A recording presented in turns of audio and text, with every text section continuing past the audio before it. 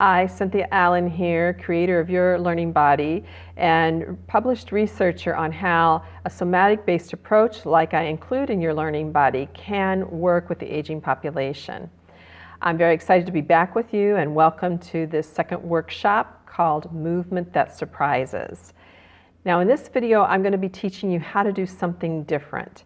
And more importantly, when you learn how to do something different, you'll experience something different from the normal pain, discomfort and discouragement that you have been getting when you're moving and doing.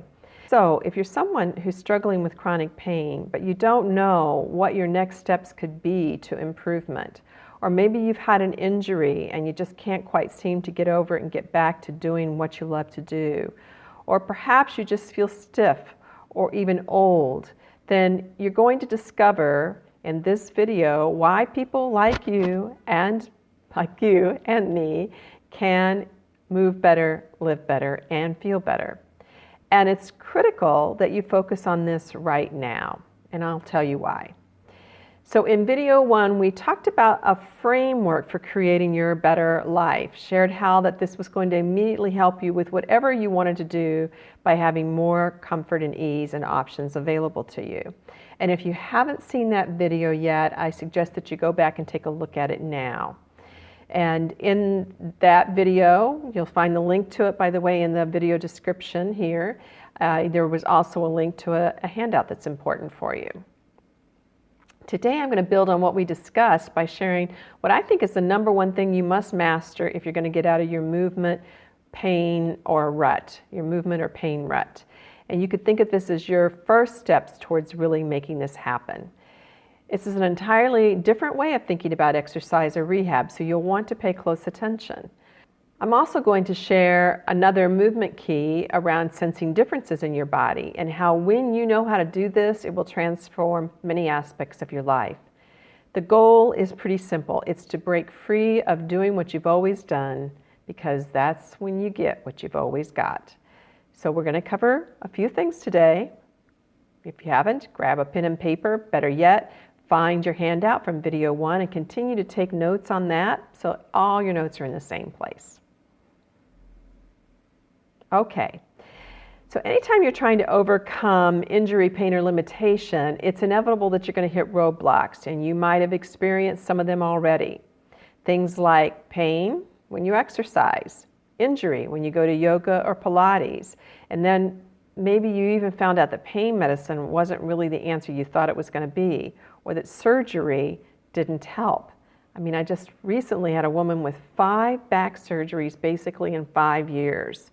And when she started using this approach, had her first sense of relief in the first hour, the first sense of relief that she'd had since she started pursuing surgeries as the answer, is what she said. She called it being mistaken. And I hope you haven't been mistaken, but if you have been mistaken and gone down the road of surgery and found that it didn't solve all your problems, then please know you're in the right place as well. So these roadblocks are going to happen, and I get it. It feels like something that is out of your hands, like you're never going to be able to overcome it. It's frustrating to go through those things, for sure. I've been there, and I've also seen my clients be there. And it's especially stressful because you know that you need to get past these challenges in order to help you really live a better life. So I'm excited to share with you today key number 3, unique but meaningful movements, and number 4, sensing differences, or determining the difference between this and that. And these steps are going to get you back into action. So I'm excited to share with you today unique but meaningful movements or stimulation, key number 3, as well as key number 4, sensing differences, or being able to tell the difference between this and that. These keys are going to get you back into action, and in a good way, a way that feels good to you. Before we go any further, I want to bring to your attention something that often gets overlooked, and this is actually the thing that I said was going to get in your way and make it virtually impossible for you to reach your goals around how you feel and what you want to be able to do from day to day. And here it is. It's easy to think, I just need to go do those exercises my therapist gave me. I need to do them more. I need to really dig in do many more reps. Or go to the gym, work out, work harder, do more, weight training, stretching, exercising.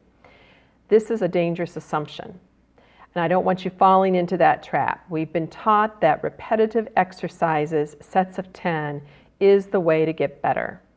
Well, if that had worked for you, I don't think you'd be watching this video.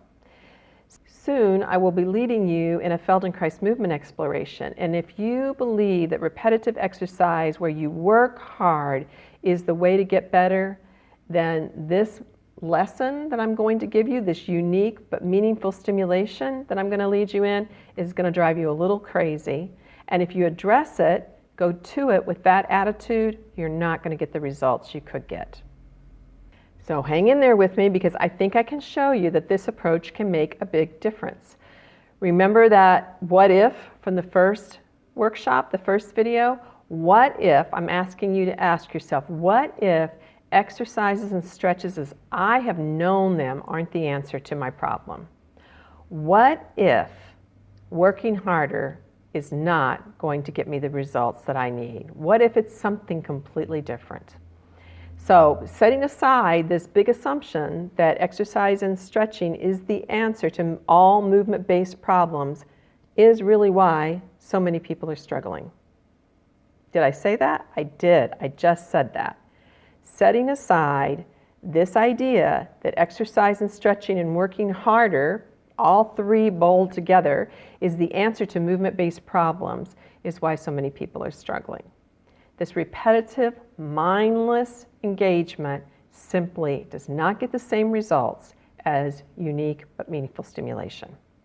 Okay, so let's get into the meat and potatoes of today's video, starting with a Feldenkrais experience, a Feldenkrais lesson as we call them, that demonstrates this unique but meaningful. And we're going to take something that a lot of people struggle with, which is neck and shoulder discomfort. You're probably sitting watching this from some kind of a device. It might be your PC. You might be looking down at something right now. And that could have contributed to the problem. But the truth is, long before there were computers, people were struggling with their neck and shoulders. So now what most of you have been taught to do when you have a neck or shoulder problem is stretch it out. Stretch it. Come on, get in there and really stretch it. Or maybe the good old neck circles. Oh, yikes. I do not like seeing people do these, and I do not like doing them myself. I really do not feel this is an effective way of working with neck issues, because functionally we need to change how you use yourself throughout the day. It's not just stretching. It's not just limbering it up. You need things throughout the day, the way you use yourself throughout the day, to change. Okay?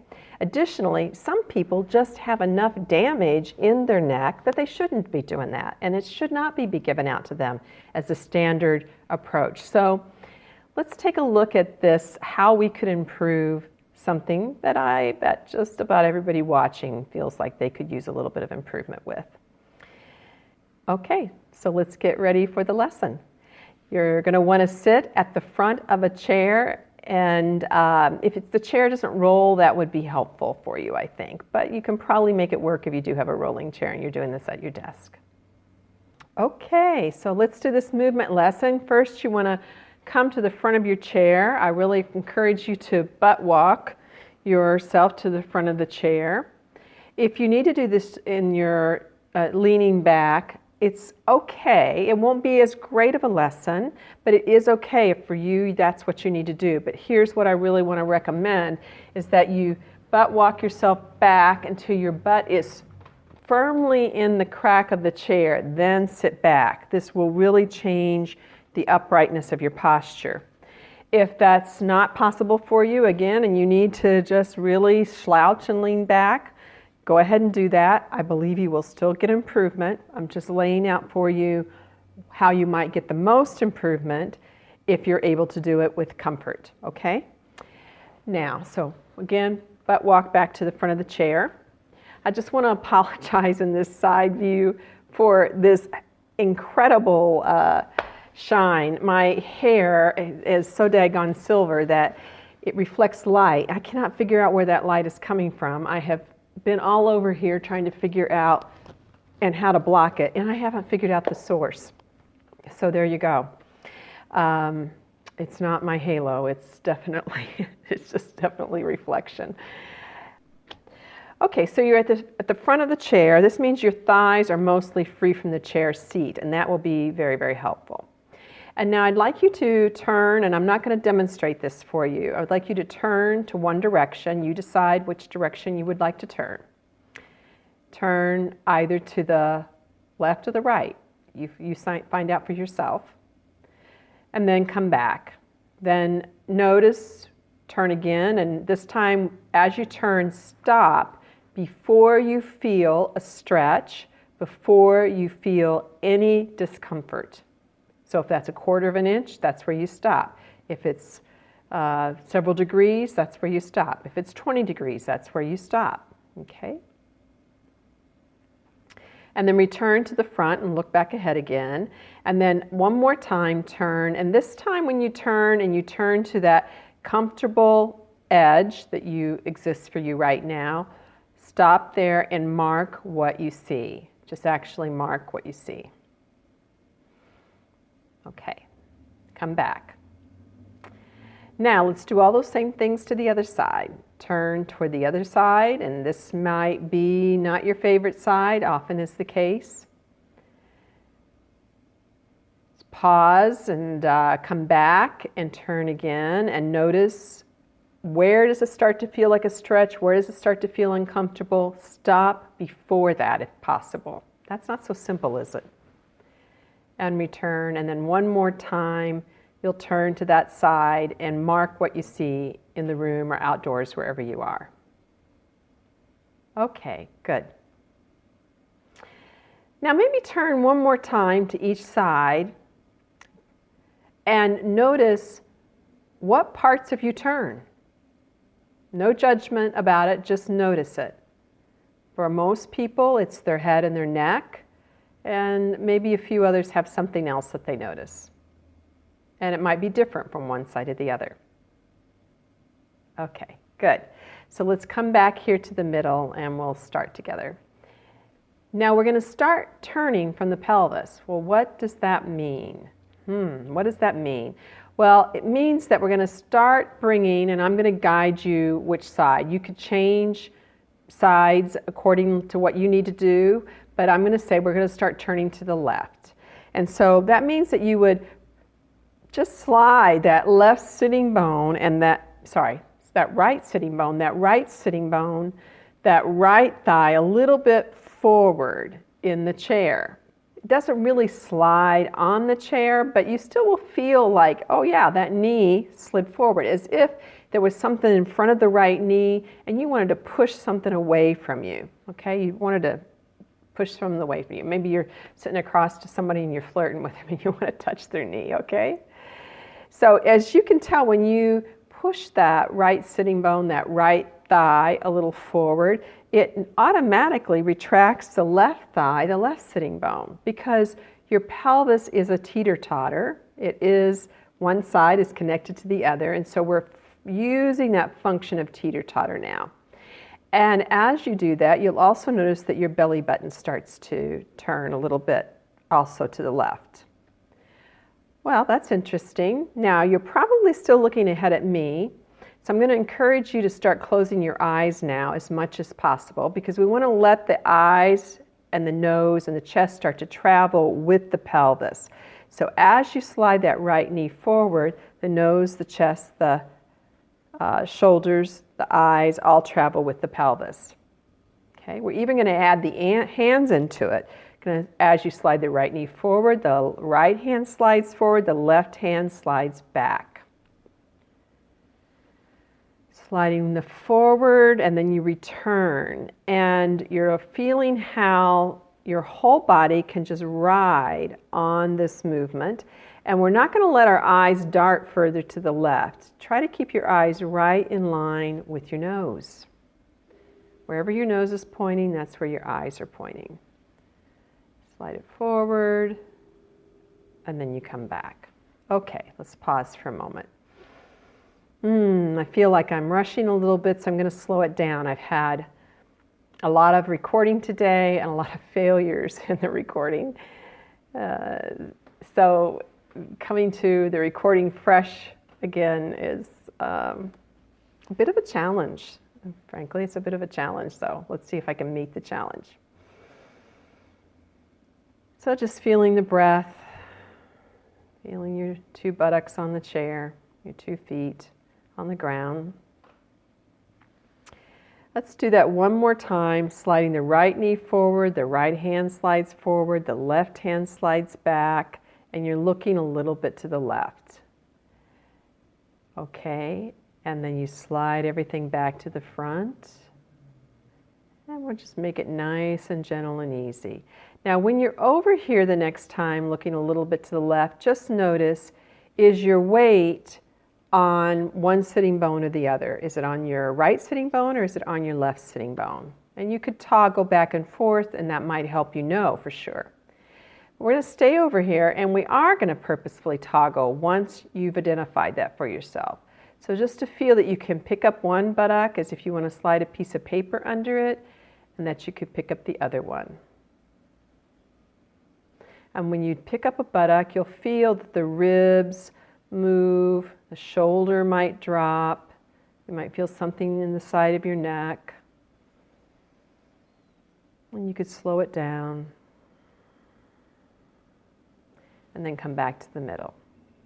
Okay, and then we're going to pause, and we're going to take a little walk of our buttocks back in the chair. So slowing down and taking time includes taking frequent rests. You'll hear a story in the next workshop. I think I'll probably talk about Jay, and Jay was just recently talking to me and was saying how even though he doesn't feel like he needs to take a rest, he finds that these rests are actually really helpful. So he's discovering what many of us have discovered, that resting is way more valuable than you realize. And just feeling your breath arise and your breath fall.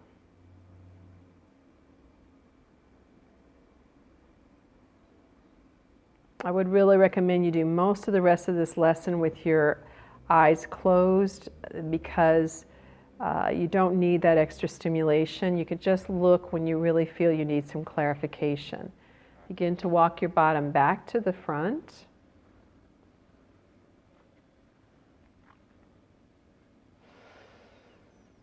Okay, let's try all of that to the right. So you'll slide your left knee forward and your right knee back, and you let the hand slide. So as the leg slides forward, the hand slides forward. As the leg slides back, the hand slides back. And you let your pelvis, your shoulders, your head, your eyes travel along with it. And start to notice, where is your weight going on your sitting bones? Is it staying on the left sitting bone? Is it moving to the right? Is there any difference as you turn? And then, can you do anything different? Can you do differently? So I have a tendency to stay on my left sitting bone. Can I be on my right?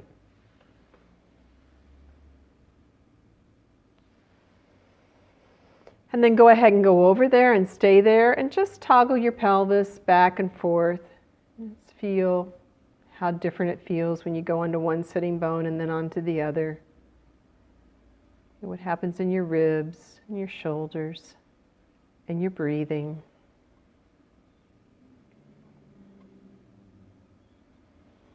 And then come back to the front.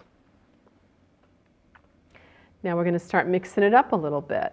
So when you take the left knee forward and the right knee back, we're going to take the head and shoulders opposite. And then it'll all come back to the middle. So in between, they all return to the middle, the neutral position, and then they go opposite of each other. So we're starting to differentiate or determine the differences between parts of ourselves.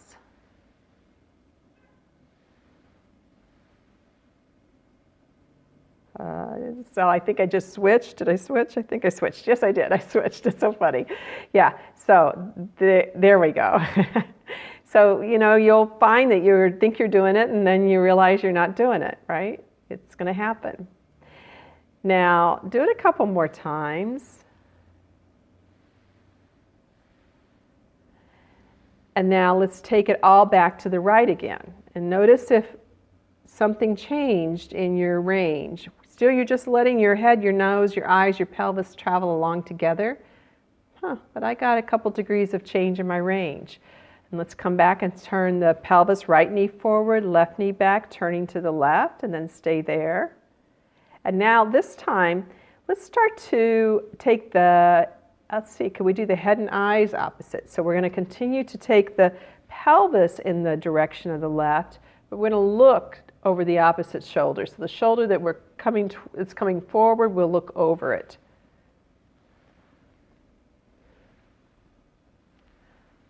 And you could look over and down over the shoulder, or you could keep your eyes on the horizon. I'm actually more interested in the eyes on the horizon, even though I said looking over the shoulder.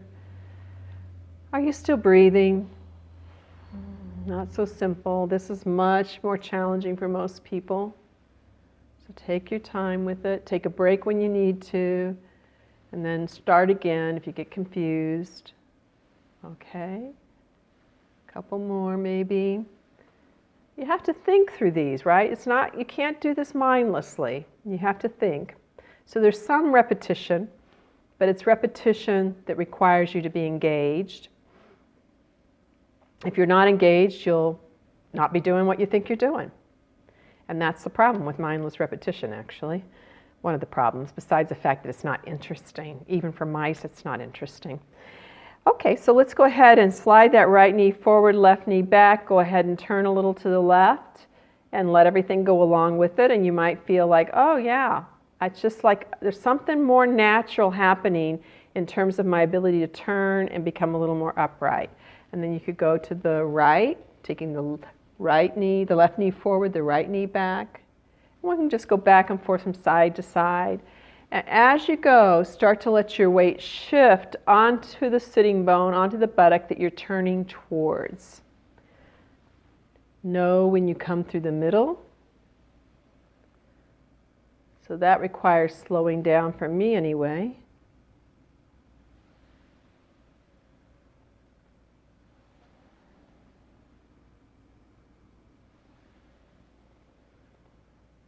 Good. And pause. And again, walk your bottom back in the chair. And then sit back and then take a nice little rest. Maybe with your eyes closed and your palms up on your legs, do just take a moment to feel the rhythm of your breathing.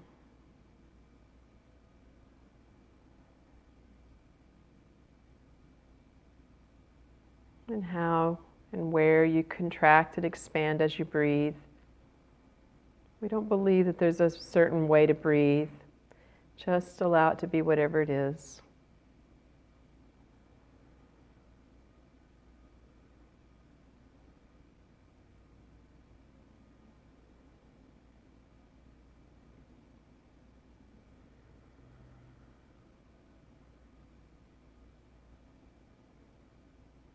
And when you're ready, go ahead and walk yourself back to the front of the chair. Again, the hands are on the thighs, and we're going to work with just the shoulders and the head for a moment, and the head and the eyes. So just slide your right hand back and your left hand forward, and you turn your head to the right, just like the shoulders turn to the right. But now you're going to take your eyes to the left. So your nose is looking to the right, your shoulders are looking to the right, your eyes are looking to the left. And then switch it so that your eyes are looking right, shoulders and head are looking left. So we're going to take the eyes opposite the movement of the head and the shoulders. And you'll get confused just like I'm going to get confused. That's okay. That's confusion in the service of learning is a really good thing. Oh, see, I got confused. Yeah. It's hard to concentrate too on video and eyes and shoulders. This head goes there, eyes go there. And it's important that you have kind of a playful attitude about all this. Because if you don't have a playful attitude, if you get mean with yourself as you do these kind of differentiations, then, well, you can do it, but it's not very much fun. So I would suggest playfulness. Now pause for a moment. And let's just come back to sliding the left knee forward, the right knee back, the hand goes forward, the body turns to the right, and just see if your range of motion is improving in this way. And then you can slide the right knee forward, the left back, turn the body to go with it, the shoulders, the head, the eyes goes with it. Notice which sitting bone you're on. Toggle that back and forth maybe a little bit. See if you can be clearly on the left sitting bone. One more time to the right. Can you clearly be on the right sitting bone? Feel how going onto the right sitting bone makes you taller. Makes you taller. Good. Okay, so now come back to the front. And you remember you had some way that you turned first the first time. Go ahead and turn that direction and see what you see. Notice how your range has changed. Also notice what kind of sensation differences do you feel in the neck and the shoulders as you do it. And then turn the other direction when you're ready and see what you see. You're comparing what you see now. You're comparing the sensation differences in the neck and the shoulders from now to earlier. So I'm thinking that many of you are finding that, oh yes, now I have some freedom in the pelvis. I can turn, and it's like as if everything gets taller and goes with me in order to let me see behind myself, or at least a few degrees further than before. And then go ahead and stand up and walk around for a moment. Just go ahead and walk. I'll wait for you to do that. Take a break. Just a very short break and we'll finish up.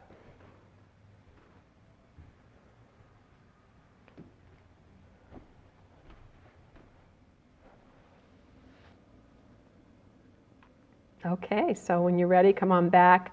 Come and bring your chair closer. Let's wrap things up together. Review what it is we just experienced. I want to tell you a story about Betty Lou as well, so come on back. So that was something unique but meaningful. Your learning body wants you to be able to turn left and right to look. It wants you also to be able to stand upright and do that and stay balanced so that your weight shift onto each side of your pelvis, and then the actual vertebra turning, segment by segment by segment, the ribs going along. This is important if you want to be able to walk down the street and look and turn and not fall down. So if you were having trouble looking left or right at the stop sign, or maybe back into the driveway, you don't want to look at the little sign on your car that all the time as the only means of knowing whether you should be backing out or not. It's not safe to use that entirely. Or maybe you feel like you sometimes lose your balance when you walk down the street. Then you know this lesson is a win for you. If you don't have that issue, I still think you probably experienced some kind of improvement in the quality of your turning, that you felt that you were moving better and that it felt better at the end. So you can imagine how other unique but meaningful movement lessons could affect the issue that you need help with. You also found this was something that everybody can do. Everyone has a head, everyone has a neck, everyone has shoulders, everyone has a pelvis. So you could even do this lying down to some degree, right? But anybody who can sit up, even if you had to lean back during parts of it, you can do this. You have a learning body, you have a smart interface between your brain, your nervous system, and your being, and we're going to use it. And we'll do that by taking advantage of the 7 keys for switching on your learning body and embedding them throughout movement lessons just like the one that you did above. Doing that, you can improve. And I'm not kidding about that. I take it very seriously. I know what it's like to be someone who felt that pain was so difficult or movement limitations were so difficult that I really couldn't paint a very rosy picture of my future, if at all. I know what that's like. So we want to turn that around so that you maybe more have the Bob Ross advantage, right, in movement, where it's just these adding of these little elements with this very soft quality that turns around and makes a very, very big difference. I want to tell you a story about Betty Lou, because Betty Lou has been a member of Your Learning Body less than a year now. Prior to her experience with the lessons in it, and the Feldenkrais lessons particularly, she came with arthritic pain in her knees and cervical disc issues. She had shoulder pain, neck pain, radiating pain down her arms, difficulty being mobile because of the pain in her knees. And since she started doing the lessons, she is so thrilled because she'd been doing physical therapy. She was even wearing one of these shirts that's designed to try to help you stay upright. They kind of squeeze you back here. But still, she had all that pain. She was still having a lot of difficulty. And now she has mostly no knee pain, much less neck and shoulder pain, much less radiating pain down the arm, if at all.